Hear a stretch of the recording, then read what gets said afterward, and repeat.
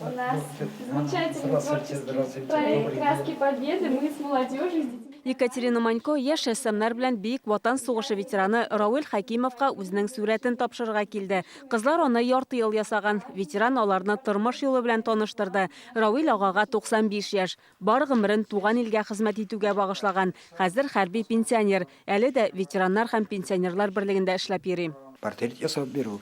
Ул бит карикатура түгел, настоящий портрет. Әле әзрәк яшәрәктә күренәм. Рәхмәт, зур рәхмәтләрне белән бу балаларга катнашканнары өчен. Мы рисовали портреты, потому что очень хотелось поздравить, они воевали за нас. То, что они держались, и вот мы получили такой, светлое небо. Бик ватан сугышында катнашкан каһарманнарның портретын ясап үзләренә бүләк итү идеясе яшь рәссам Екатерина Манькога 2 ел элек килә. Җиңү төсләре проектын ул Россия яшьләр үзәгенә тәкъдим итә. Аны тормышка ашыру өчен 1 миллион 200 мең сум грант бирәләр. Җиңү төсләре проекты моннан 1 ел элек башланган. Биредә 300-гә якын портрет һәм картина иҗат ителә. Һәм шунысы игътибарга лаек, аны теләге булган һәркем ясый ала.